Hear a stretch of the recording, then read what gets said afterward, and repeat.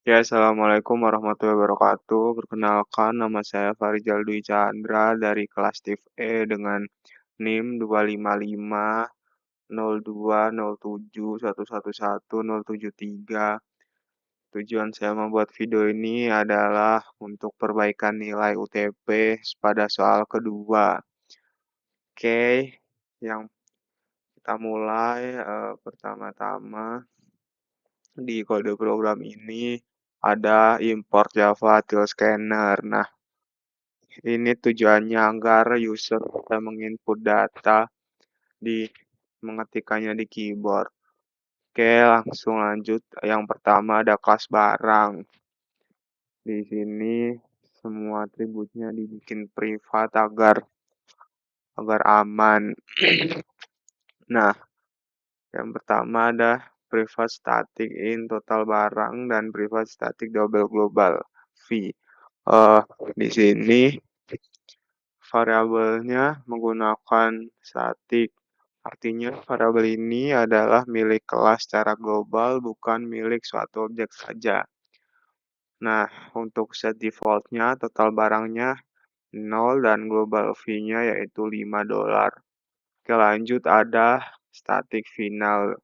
Nah, di sini berarti batas berat max ini udah finalnya 1000, nggak bisa diganti. Oke, lanjut. Di sini ada konstruktor barang. Fungsi konstruktor adalah dia otomatis berjalan saat objek pertama kali dibuat dan disinilah nilai awal dibuat dan ID unik di generate secara otomatis dengan format ini NL, lalu SKU-nya, lalu nomor urutnya. Oke, lanjut ada method set global double V. Di sini dia dibikin static. Nah, berarti metode ini bisa langsung dipanggil dari mana saja cukup dengan mengetik barang.setGlobalV tanpa perlu membuat objek barangnya terlebih dahulu. Di dalamnya ada global V sama dengan V. Ini berfungsi untuk mengubah nilai biaya logistik global saat itu juga. Karena variabel ini bersifat statik, begitu diubah lewat metode ini, seluruh barang yang ada di dalam sistem otomatis harga akhirnya akan ikut berubah saat dihitung. Nah, saya menggunakan printf agar saat global V-nya dicetak, dia memunculkan dua angka di belakang koma. Lanjut ada metode getter agar atribut yang di set privat tadi tetap bisa dibaca dengan aman. Di sini ada get total barang yang mereturn total barang, get ID juga mereturn ID, get SKU mereturn SKU, dan sebagainya. Oke, lanjut ada metode wrap. Di sini ada 3 metode wrap dengan parameter berbeda, tapi namanya sama. Nah, ini tuh disebut method overloading. Jadi nanti Java otomatis bisa milih metode wrap mana yang dijalankan berdasarkan input yang user berikan nanti. Saat user tidak memberikan parameter masukan, berarti Java akan menjalankan wrap pertama dan sistem output-nya yaitu bubble wrap standar. Saat user memasukkan parameter satu yaitu materialnya, maka Java akan memanggil void wrap yang kedua dengan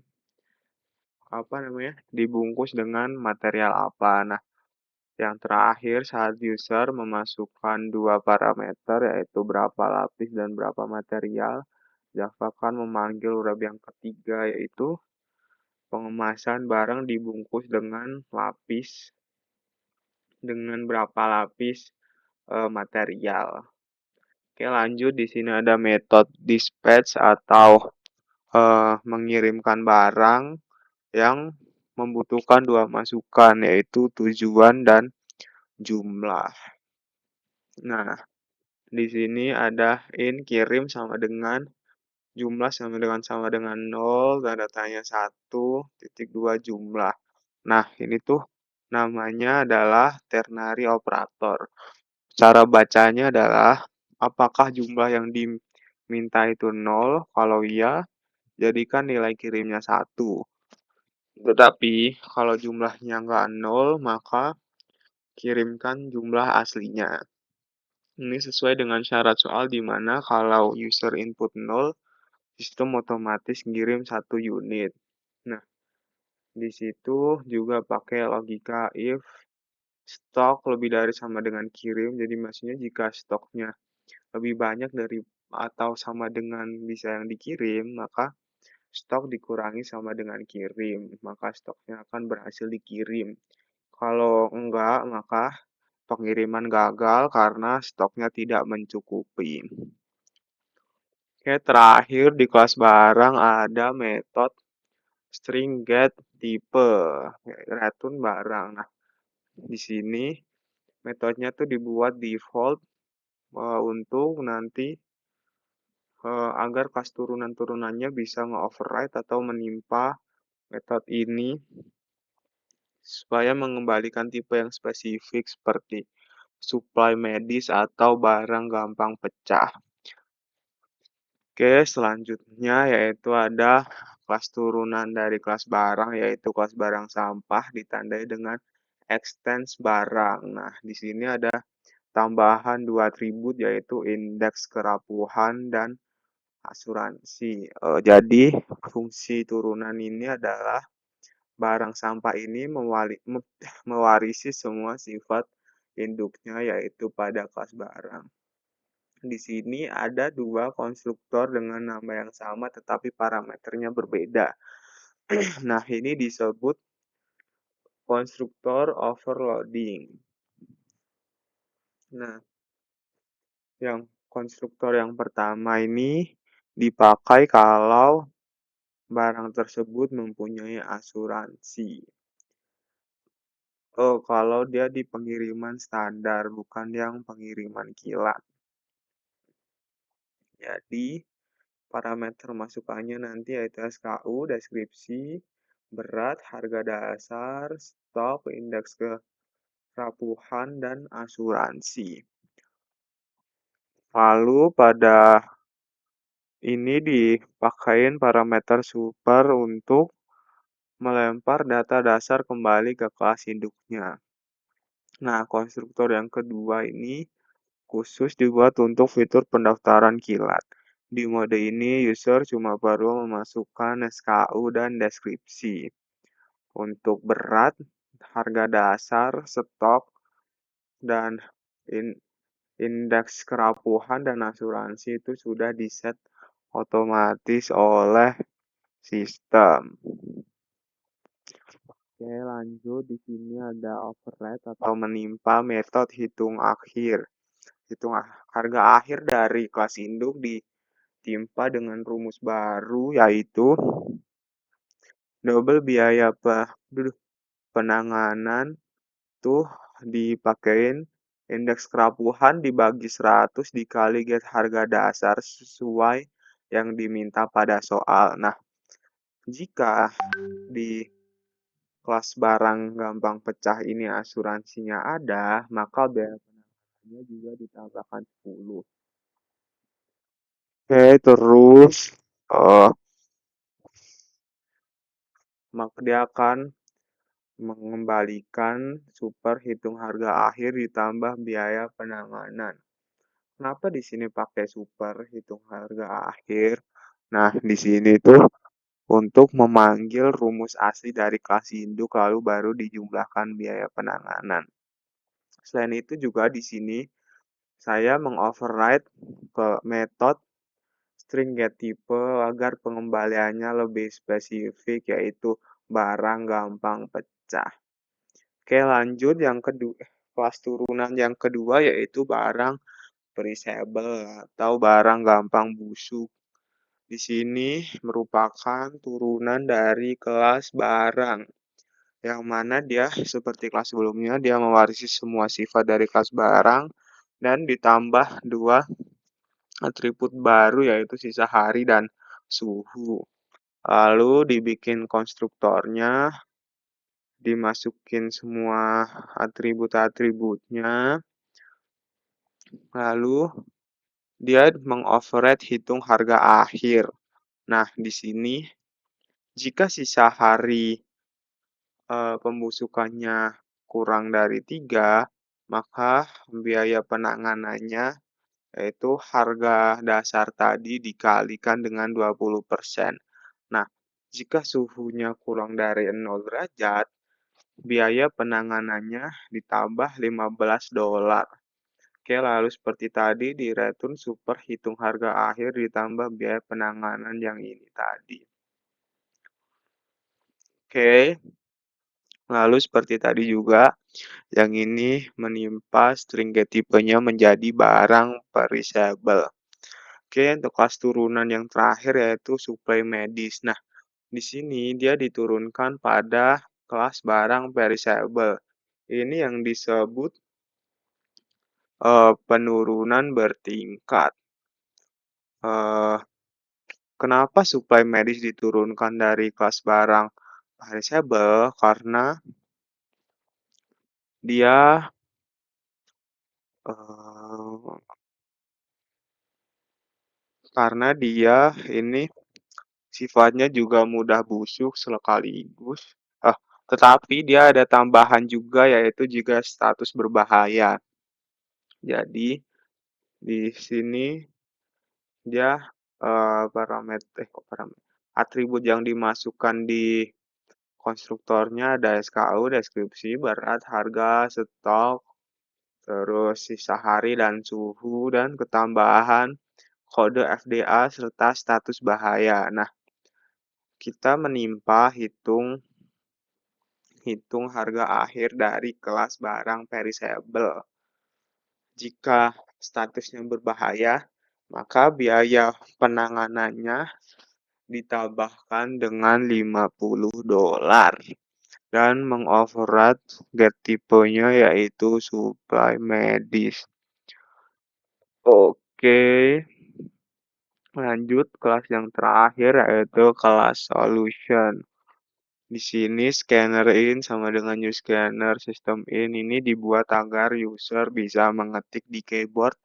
Lalu yang pertama yaitu in and sama dengan in.next in. Ini bertujuan agar user bisa memasukkan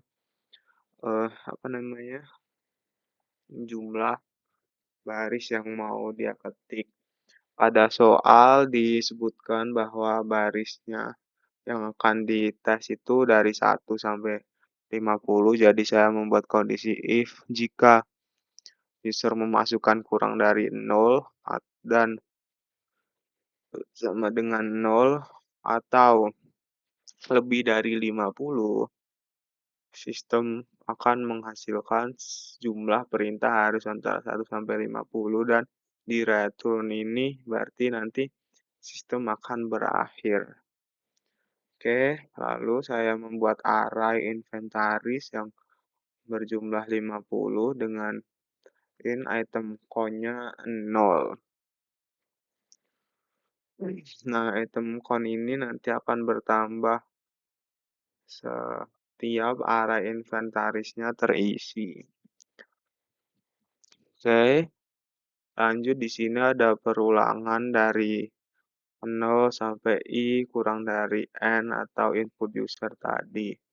Di sini string cmd sama dengan index itu tujuannya untuk membaca input awal user. Misal user mengetik di awal @medical, maka kondisi yang ini akan terpenuhi. Nah, di sini ada beberapa if. Jika perintahnya @medical, program akan membaca SKU, berat, harga, stok hari, suhu, FDA, dan bahayanya. Lalu ada kondisi if lagi, if else lagi di dalamnya. Jika berat barangnya lebih dari batas berat maksimum, sistem akan mengeluarkan kesalahan berat melebihi batas program. proses gagal untuk SKU. Nah, SKU berapa itu? Lalu jika kondisi beratnya memenuhi, maka dia akan membuat objek baru bernama SM dan memanggil konstruktor suplai medis, lalu menambahkan item count-nya ke dalam array, dan akan mengeluarkan sukses berhasil menambahkan suplai medis sm.getID yang ada di atas tadi. Oke, lanjut. Kalau ada add fragile, kurang lebih hampir sama seperti tadi, dia membaca semuanya. Jika beratnya lebih dari berat batas berat maksimum akan mengeluarkan ini. Jika bisa nanti akan membuat objek baru bernama BPG yang akan memanggil konstruktor dari kelas barang gampang pecah.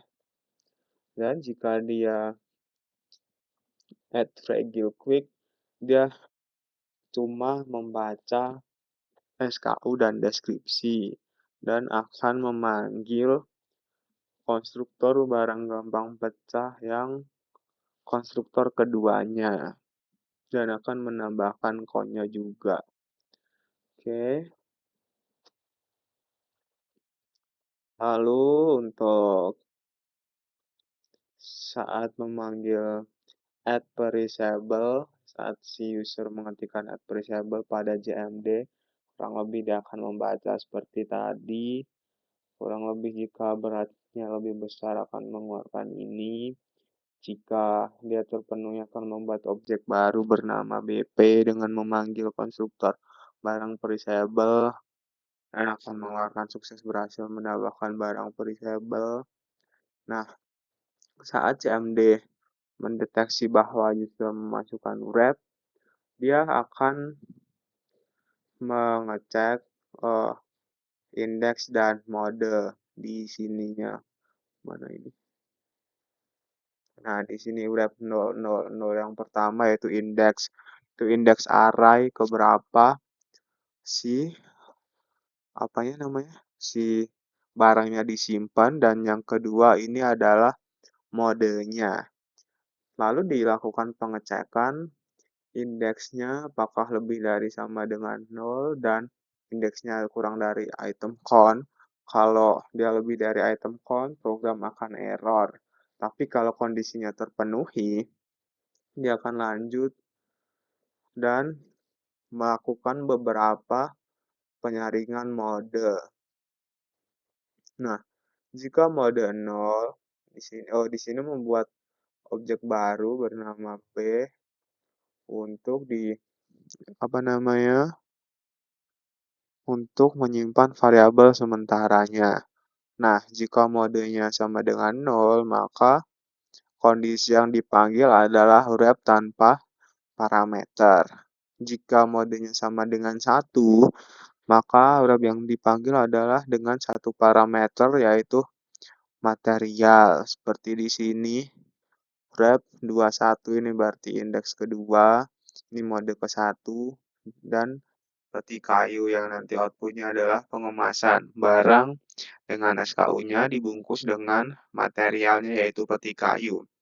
Lalu untuk mode yang kedua, yaitu dia akan memanggil wrap dengan dua parameter, yaitu lapis dan material, seperti tadi yang sudah saya buat di sini, yaitu add triangle glass O3 glass. Ini untuk membuat, lalu wrap-nya dipanggil yaitu 02. Nah, ini kan indeks ke 0 karena barangnya cuma satu.